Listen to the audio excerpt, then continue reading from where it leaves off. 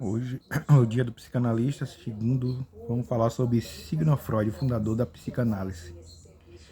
Sigmund Freud, nascido em 6 de maio de 1856, Londres, e morreu em 23 de setembro de 1939.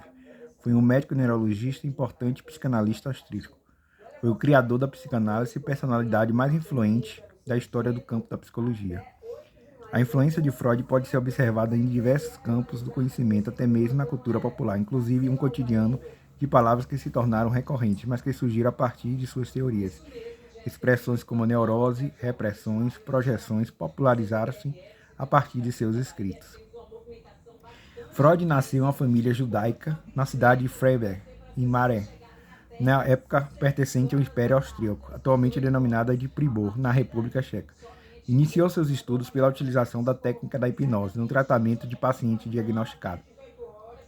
À época com histeria como forma de acesso aos seus conteúdos mentais. Ao observar a melhora dos seus pacientes tratados pelo médico francês Charcot por meio da hipnose, Freud elaborou a hipótese de que a causa da histeria era a ordem psicológica e não a orgânica. Tal hipótese serviu de base para outros conceitos desenvolvidos por Freud, como o do inconsciente. Freud também é conhecido por suas teorias do complexo de Édipo e da repressão psicológica, e por criar a utilização da clínica da psicanálise como tratamento das psicopatologias. Através da escuta do paciente, Freud acreditava que o libido era a energia motivacional primária da vida humana. Sua obra fez surgir uma nova compreensão do ser humano, como um animal dotado de razão imperfeita, influenciado por desejos e sentimentos. Segundo Freud, a contradição entre esses impulsos de vida em sociedade gera no ser humano certos tormentos psíquicos. Ele tinha uma visão biopsicossocial do ser humano. Fatos como a descrição de pacientes curados através do diálogo por Joseph Brauer e a morte da colega Ernst Rolf Friedrich Maxson por overdose e do antidepressivo da época, a cocaína, levaram ao abandono das técnicas de hipnose e descartar o uso do medicamento de drogas em detrimento a um novo método, a cura pela fala, ou seja, a psicanálise. Por isso utilizou a interpretação dos sonhos e a livre associação como vias de acesso ao inconsciente. Suas teorias e seus tratamentos clínicos foram controversos no Viena do século XIX e continuam a ser muito debatidas até hoje. A despeito de sua grande influência, Freud sofreu crítica de diversas naturezas, sendo constante o alvo de crítica dos mais variados espectros políticos, de diversas vertentes religiosas, de confrontações de cunho propriamente científico-epistemológico.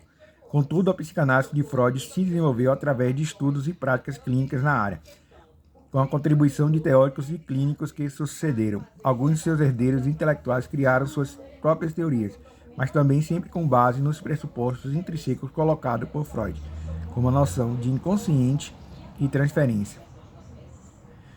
Fundamentos da terapia freudiana. O objetivo da terapia freudiana ou psicanálise é relacionado com conceitos cartesianos da mente e conceitos da hidráulica.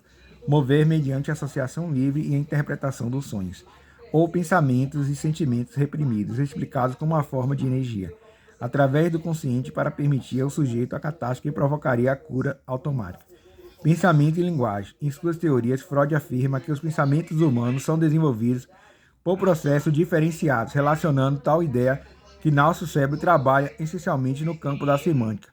Isso porque a mente desenvolve os pensamentos num sistema intricado de linguagem baseada em imagens, as quais são meras representações de significados latentes. Em diversas obras, como a interpretação dos sonhos, a psicologia, a psicopatologia da vida cotidiana, os xistes e suas relações com o inconsciente, Freud não só desenvolve sua teoria sobre o inconsciente da mente humana, como também articula o conceito do inconsciente ao ato da fala, especialmente dos atos falhos. Para Freud, a consciência humana subdivide-se em 3 níveis: consciente, pré-consciente e inconsciente. O primeiro contém o material perceptivo, o segundo o material latente, mais passível de emergir à consciência com certa facilidade, e o terceiro contém o material de difícil acesso, isto é, o contato mais profundo da mente, que está ligado aos instintos primitivos do homem. Os níveis de consciência estão distribuídos através de 3 entidades que formam a mente humana, ou seja, id, ego e superego. Segundo Freud, o conceito de inconsciente é muitas vezes reprimido pelo ego. Para driblar a repressão, as ideias inconscientes apelam aos mecanismos definidos por Freud em sua obra, A Interpretação dos Sonhos, com deslocamento e condensação. Esses dois mais tarde seriam relacionados por Jacob à metonímia e à metáfora, respectivamente. Porém, as representações de ideias inconscientes manifestam nos sonhos como símbolos magnéticos, tanto metafóricos quanto metonímicos. Aplicando o conceito da fala, o inconsciente consegue expelir ideias recalcadas através do cisto ou atos falhos. Freud propõe as piadas ou as trocas de palavras por acidente, nem sempre são inócuas. Antes, são mecanismos da fala que articulam as ideias aparentes com ideias reprimidas. São meios pelos quais é possível exprimir os instintos primitivos. Desse modo, Freud cria uma inter-relação entre os campos da linguística e da psicanálise. Será retomada por estudiosos posteriores como Jacques-Marie Émile Lacan. A teoria da representação. O fenômeno representacional psíquico está relacionado ao sistema nervoso humano. As representações, segundo Freud, são análogas e magnéticas. Essas se interrelacionam através de redes associativas. As redes associativas das representações são provenientes do processo fisiológico cerebral, que se baseia em rede de neurônios. Esse processo ocorre através de um mecanismo reflexo. A informação parte de uma rede associativa de neurônios até chegar à região motora e sensorial. Ela provoca, então, modificações nas células centrais, causando formação das representações. Enquanto os elementos das representações são originários da percepção sensorial do indivíduo. São unidades mentais tanto de objeto como situações e sensações e relações. A representação do objeto também é chamada de representação da coisa. É um complexo de associação formado por uma grande variedade de apresentações visuais, acústicas, táteis, sinestéticas e outras, de acordo com Freud. As emoções, por exemplo, são um processo de descarga de energia, que são percebidas como sentimento. São chamadas representações magnéticas, que não formam imagens psíquicas, e sim traços mêmicos de sensações. É preciso destacar que as relações entre as representações não são a demonstração e a manifestação dos sentimentos e dos afetos e das emoções. A relação entre as ideias, ou seja, relações associativas contidas nas representações de objetos captados pelo processo perceptivo, formam os complexos de sensações associadas, dando origem a uma representação completa. Portanto, um único objeto representado na mente é constituído por vários aspectos sensoriais da realidade externa, cor, gostos, textura, cheiro e coisas do gênero. Então, Freud diria que o processo do pensamento tem um processo primário, que é associado ao inconsciente. O processamento primário ao pensamento é aquele que dirige as ações imediatas, os reflexos, sendo associado assim ao prazer, ao emocional do indivíduo e o fenômeno do arco dos reflexos. E o processo secundário, que, outro lado, está associado ao pré-consciente, também chamado de ação interiorizada ou de processo racional do pensamento. Nele, o escoamento da energia mental fica retido, só acontecendo após uma série de associações, qual se reflete no aparelho psíquico. A divisão do inconsciente, né?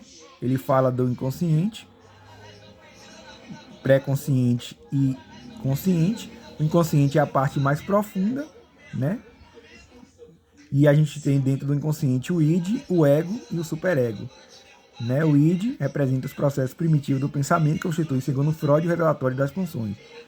O ego permanece entre ambos, alternando as necessidades primitivas e nossas crenças éticas e morais, a instância que inclui a consciência. Já o superego parte contra-age do id, representa os pensamentos morais e éticos internalizados. Então, Freud fala de outros vários aspectos, uma pulsão, né? Que é o que move o ser humano, é a energia psíquica que move o ser humano. E Freud foi um dos grandes psicanalistas e o grande autor da psicanálise, né? E hoje é o dia do psicanalista, homenagem ao aniversário dele, que é hoje. Psicanálise e Sigmund Freud.